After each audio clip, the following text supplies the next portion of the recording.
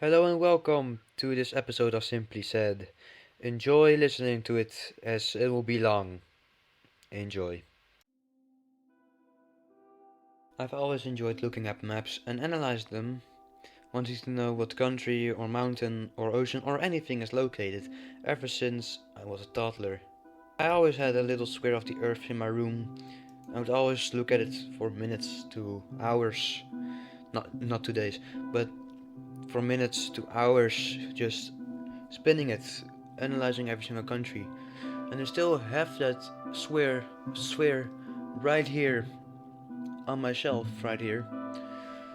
And I still do it today. But this time not for a reason like I did before, because I already know much about geography. But not only about the capitals, what's major cities or minor cities or anything. It's just the overall thing. Countries, capitals. Like I said, it's not only capitals, but also you know what I mean. So countries, capitals, oceans, mountains, biomes. What kind of biome we live in? I live in a swamp biome. But it always fascinated me of what lies where, or how big that is compared to that, or what the history is of that. But for example, for China, China is a very big country. It is, and right now it is in a ideological what in a ideology in an ideology of communism with a authoritarian government, which does not always do the stuff I agree with, but okay. I'm not talking about the state of China as for today, but for its history, because although China is now considered a wary enemy of NATO, I believe, it has a very beautiful history with beautiful architecture as well. That's why I'm fascinated with China as well. Not because of what it's doing right now, but what it has done. For example, the Han Dynasty, which I think is very beautiful, or the Three Kingdoms period, the dynasties, the many amount of dynasties that existed as well. And we have the Great Wall of China and stuff, you know.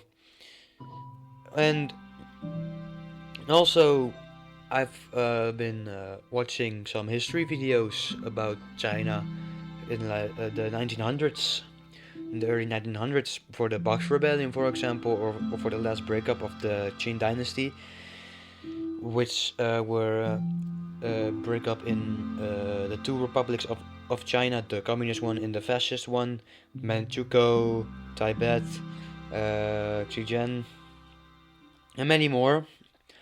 But I have also been fascinated with other countries' history, for example, Germany, which is obvious why. So yeah, but I don't depict Germans as the bad guy or something, because when I speak of German history, I speak of the total history of Germany, just not only with the Nazis or with Prussia or the German Empire. No, because there are also history with Austria, with I guess Bavaria, Baden, Münster also exists. But when I talk about German, it's also about Germanic history, because Austria and Germany are not the only Germanic countries. You also have the Netherlands, we have Luxembourg, which is also Germanic, we have the Scandinavian countries, we got it might be a surprise, but Britain is also no, not Britain, England is also Germanic. English is also part of the Germanic language family, which also is Dutch and German, of course, because Germanic. It's very fascinating of how realism can not always be realistic in those eyes, you know. Also by Dutch, it's a very big, no, not big. It's a language that has conflict between the smooth languages like the romantic language like France, Italian, Spanish, Portuguese. But then you also have the harsh tones of the Germanic flavor. And trust me, I know because I'm Dutch myself. But the Dutch might be a small country as well, but it was huge ones, you know, like humongous. the Dutch economy, for example, because back in the 1600s, after enduring the 80 Years' War with Spain, which was the war of Dutch independence, we highly invested in trade as well with the VOC company, which was also the biggest company in human history with a very big GDP, which I don't know right now, but let me just search it up real quick then, because and here it says 7.9 trillion in today's dollars, making it the most valuable company in history at its peak. So yeah, and that all came from a little midget country like this one, with very tall people. Not just the VOC, but the Netherlands as well. Also had an empire, kind of. It had colonies in Africa, in America, in Asia. It also had Taiwan for a brief moment, until the Chinese kicked them out, I believe. I don't know for sure. But, you know, it really shows how important the Netherlands is, although it's a very tiny country. But okay, enough about the Netherlands. Let's go back to the map part of this video, which I'm actually going to talk about. But there will also be sidetracks, because that's basically what it is. It's just me talking my thoughts away, and sometimes there will also be other people on the show, but okay. Maps have been around for a very long time. The earliest map I believe we could find was by the Greeks, I believe. Let's do the earliest map in history.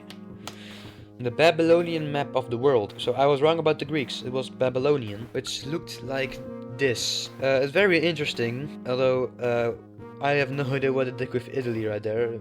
It looks more like a man with only 2 legs bending over and praying. I just also remember when I tried to draw maps in like primary school. I still do it to this day, just because why not? It's fun to draw maps, and I don't know, but Greece always looked like that for me then, with Greek island. So yeah, it's always been a fascination for me with maps, by the way. But maps have always evolved when we had more technologies for boats and military, because the reason why we have a lot of technology to this day is because of military conflict. But I won't get into that too much. But as we sail the seas, mostly also along the coastlines, by the way, we saw the curves of the lands and we mapped them out to get better navigation for trades and for conflict and for colonization as well later in the future. But colonization has always been a part of our history, because if you also do some research, the Greeks and the Phoenicians also did a lot of colonization, and the Phoenicians were also very powerful with trade, and they also did a lot of colonization like the Greeks, but they also created a colony named Carthage, and Carthage went on to grow to its own nation, and eventually the Punic Wars, and you know how that went if you watched Oversimplified. I will put the links in the description for the 5 videos. They're very good videos, trust me, they're very good.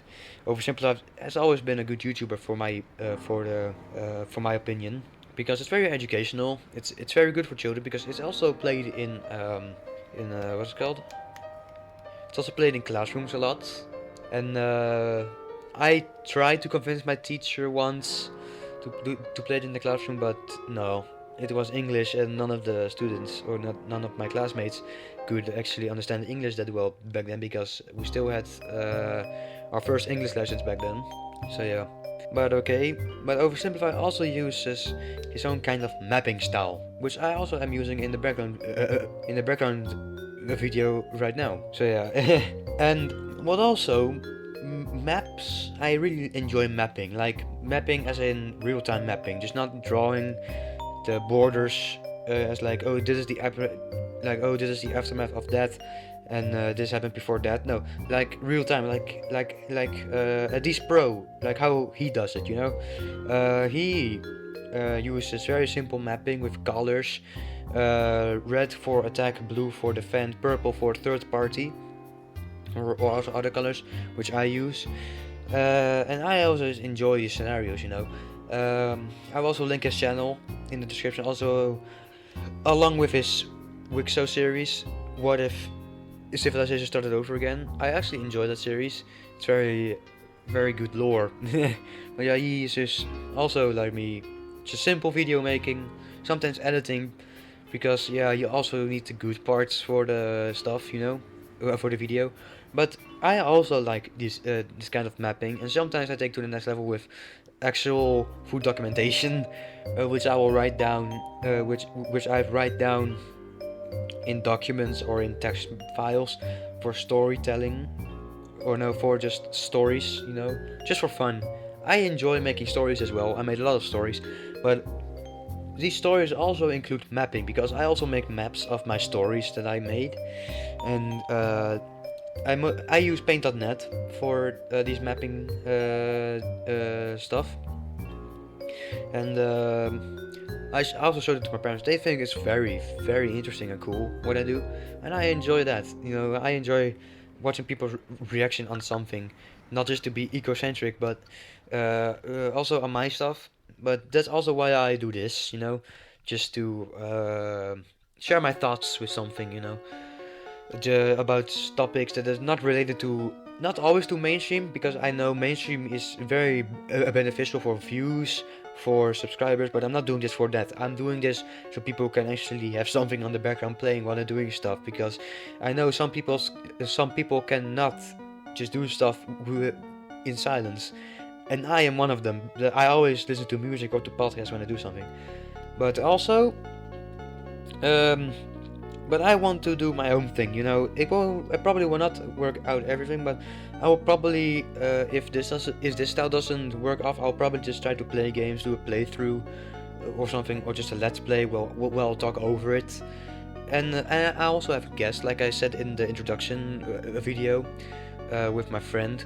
I will not say his name, but he is indeed interested in this, and he will probably be a guest and maybe even a fellow host like me. And I hope we'll get a good time for that as well. So yeah.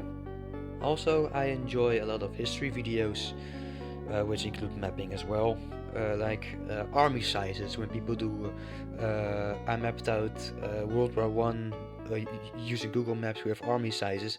I've always enjoyed these kind of videos, because wow, how do they do that? Like I also want to do that, but I don't know how to. I know you have to animate, but I don't know what software they use, but yeah, it's just very cool. But they also use games sometimes, like Ages of Conflict, which is also a very, very good game for mapping videos, I'm telling you. Like this video right here about the Great Martial War maps using Ages of Conflict. I'll also put a link to that video in the description, and because it's very fun to watch, for me then at least, because I'm a real map nerd, I'm telling you. I also play map games a lot, just like I said, Age of Conflict. I also play Hearts of Iron 4, which is a strategy game about World War II. You could go alternative history, or go historical, or choose your own path, because I usually choose my own path, because I like being unrealistic, which have the games Age of History 2 and 3. Very good games. Age of History 3 is way better, in my opinion. For all with the AI, which is less hostile than the first, because in Age of History 2, the AI will just declare war on you for no reason at all. Why? But okay. But I also like simulating a lot of history as well, like Worldbox. This is actually a god simulator game, which you play as a god. You can modify world. I will put a Steam page link in the description as well. I'll put a lot of links in the description for this, because I'm actually sharing you my interest as well in this in these topics. Maybe you are interested in it as well, because you never know, maybe I inspired you to do it as well. So yeah, Worldbox is very fun to do, I'm telling you. But for the mobile version, you do have to pay for all the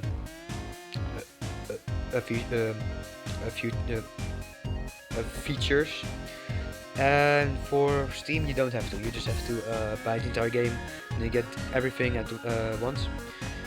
But okay, Hearts of Iron 4 is around $40 or something. I forgot, but you also have a lot of mods with Hearts of Iron 4, which also has their own lore and story, which the community also takes gradually very good, in my opinion. Yeah, because they actually make series out of it, I believe. I haven't watched that, or I don't know exactly, but I will probably do some research out of it, because I'm actually very interested in the mods, because you have Kaiserreich, you have the New Order, and you have Rise of Nations, Millennium Dawn. Road to 56 is actually a very good mod, because instead of ending at around 1949, the game progresses until 1956 with technology and stuff as well.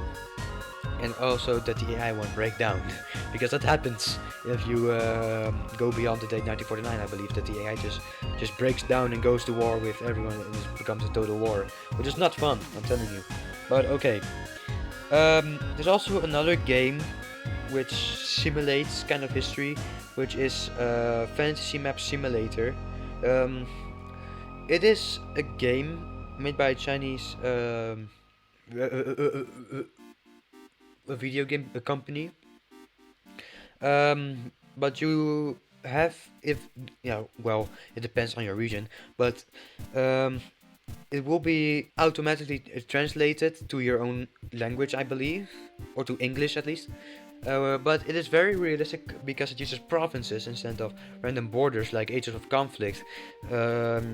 That the borders will never be the same ever again, which I actually do not enjoy that much about that game, because provinces are also very important for like map recognition as well for me then, because I really enjoy iconic borders between two nations and stuff, you know. But also Fantasy Map Simulator, you can also edit and also do your own map style. For example, you want a Google Maps like style, you can do that. If you want a fantasy map style, you can do that. If you want a old 1600s burnt map style, you can also do that. You can even do it as your background image from your computer, which is also very cool, I believe. I think. And then you also have another game called Earth Royale, made by let's see, made by Elizabeth Gidland, I believe is how you pronounce it, which simulates a sort of battle royale between Earth nations. I only have the first game, because I think it is not a lot of difference between the second and third one, because it's just an Earth Royale game. But oh well, you know, but that also uses provinces, so you can like redo borders. You know, when I usually make maps or do like mapping myself, I usually do 3 layers in Paint.net, which is political borders, alliances, and other borders. And other borders is basically just future borders or older borders, so you can use that as for the peace treaty. So you can kind of rewind it back, you know. Because also in Earth Final 4 you can also use provinces to like do realistic terms or unrealistic terms, you know what I mean. So yeah. Also, what is fun with mapping is you also have country balls. Now I will also get into that in a minute, but the country ball community has very controversies, I believe. But okay, I will just go into the mapping. You know, it also has a lot of mapping, because if you search up country ball mapping on YouTube, let me just search it up real quick, and then you see a lot of country balls with emotions, and that gives history, in my opinion, more emotion and stuff, you know. But it also has alternative futures of Europe, for example. Very creative. I enjoy this kind of videos. But yeah. Country balls have a lot of strange reputations with these edits and stuff, and the unrealistic mapping. I just for the record, I also do not enjoy these unrealistic mapping videos which just rely on the memes of the countries. No, I also prefer semi-realism alongside with unrealism. You know what I mean? It's very hard to explain, but anyways, there are good country balls, there are good country ball channels, and very bad ones in my opinion, because you also have Call Me Isaac, I believe, or Call Me Azaric. I'll just put it on the screen right right here, and link in the description, of course, to his channel. He actually makes documentaries, kind of like historical events, like the Russo-Japanese War, the Boxer Rebellion, about World War II. It's very educational. I enjoy learning from and he also uses country balls in a good manner. Also in a good manner is Mr. Spherical, I believe. Although he has his own style, which is perfectly fine. I don't have any problem with it. But he also kind of slowed down the production with it as well. But he also uses country balls in educational videos with a wink, just for the children as well. And yeah, it's very fun to watch Mr. Spherical. He also has solar balls, I believe, where he makes educational videos also along with entertainment videos about the solar system, about space, and all. Yeah, it's mostly for probably children between 6 and 10. But if you are actually interested, I'll put a link inside the description, of course. But okay, but you know, I also really enjoy learning history as well, as I just said. Like from general knowledge, oversimplified as I said before. Also from another, yeah, I cannot just pull anything out of the blue. Let me just put it in my subscribed section. For example, we have Adis Pro, the mapping YouTuber I just talked about. I also learn a lot about of history of him sometimes. Also very educational sometimes. Also, Bill Words, if you haven't even watched his ultimate video yet, entire history of the world, I guess, definitely recommend you watch it. It's very funny and also sometimes educational sometimes. Hearthfire 4 player slash YouTuber Bitter Steel, I also watch. I also learn sometimes from him. Also very fun. Bulgarian Contribal, also a Contribal YouTuber, which also has history videos, using kind of non-vocal animations, using country balls about the histories of the countries, of course, like the history of the United Kingdom, the history of Russia, the no, the modern history of Russia, the modern history of Germany, Poland, Bulgaria, Italy, you know, and also Argentina. It's very fun to watch, also very educational. But it's more subtle, so you need to use your thinking power a lot more for it. So yeah. Conchaballs explained, one of the less recognized, I believe. Also use Conchaballs for educational videos, sometimes. Yeah, about history, I mean. But sometimes he makes videos like how American is Liberia, why is Madagascar Austronesian, you know. But it's very good. CSTP Ball is a, a controversial animator which is mostly just for the jokes as well. For example, Modern History of Europe Part 1, World War II on Math, that's mostly a meme video. But it is true that the Germans used drugs to be active during the battles, which now people use for their own pleasure. But I do not recommend you actually do it. It's very bad. It ruins your life. Okay. Drew Dornell, also very interesting YouTuber. I also watch. I also enjoy watching. I also learn from him. He also watches country ball content, and sometimes even documentaries about something, and he reacts to it. And sometimes he also has his own subreddit to which he also reacts sometimes. And I also actually learn from him. The reason why I'm actually into maps a lot was also because of him, or at least it encouraged me a lot. Also about flags, I'm also a really big flag nerd. Yeah, and that's basically just almost everything. Estonian ball animation, yeah, that's memes for all. So I won't get into him. Europea history. I also watch him sometimes, just for the comparisons, the evolution of France, which basically is a sort of sliding, it's sort of slide of the history or the evolutions of countries. But it can also be so um, uh, entertainment. But I won't actually recommend it because here it says country balls if countries were office employees. So yeah, It's not always the educational kind, but okay then. Yeah. Let's see. We also have geofacts, but that was before he stopped that. But yeah, he's handed over in 4 months. But general knowledge, yes, I really enjoy watching him a lot. Yeah, I actually learned from him a lot of from. I learn a lot. Okay, I said it a lot, a lot, a lot. I enjoy this. But historically, which is also another YouTuber who is also a fellow Dutchman. Yeah, location Nederland.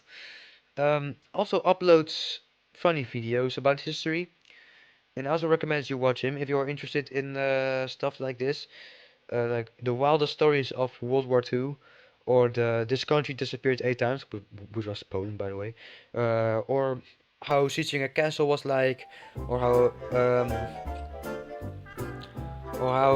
Heisenberg the dumber Oppenheimer, or what happened to the world wonders, the philosopher everyone hates, the 30 Years War, and the drunky boy. It's education, trust me.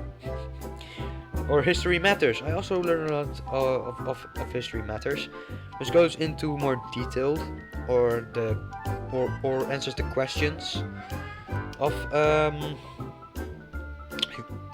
or answers the questions of history, or the history marsh, which also uses mapping a lot, with also armies of battles and stuff like that. And they actually very highly educational, because I also watched like the Battle of Hattin or the Battle of Agincourt. I mostly forget how to pronounce these, but you know, I really like history.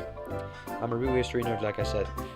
I can't stop repeating these words. Lost in Time is also a very interesting channel to watch.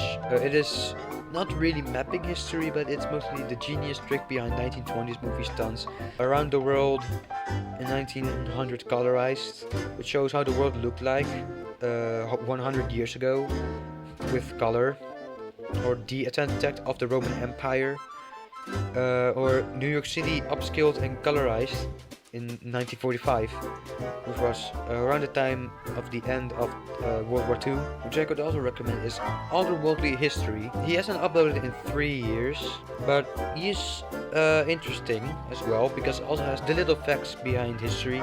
Like, he fought in World War II until 1974, which is about a Japanese, I believe, a Japanese soldier which did not believe that the war has ended, and believed that the war was still ongoing until 1974, and he lived in total isolation with his men until he got finally found by a college student, I believe. Oh yes, how bad was the worst nuclear disaster in history, how the Galileo survived the Church Inquisition, and that was all the YouTubers I could think of, or I could at least search up in my subscribers library. As you can probably see, I repeat words sometimes because I do not use a script. This is just all my thoughts are just waddling into a video, and I'm sharing this with you. But this will eventually, or I'll eventually try to, I'll eventually try to put this into a podcast form with my friend, who will eventually be a host, probably, because he's also very interested in this, like I said. But yeah, we will see. Thank you for watching this. I really enjoy doing this. I hope you enjoyed this, or if you even listened to the very end of this. And thank you for listening or watching or anything really. And I'll see you, or I will hear you in the next episode. Bye bye.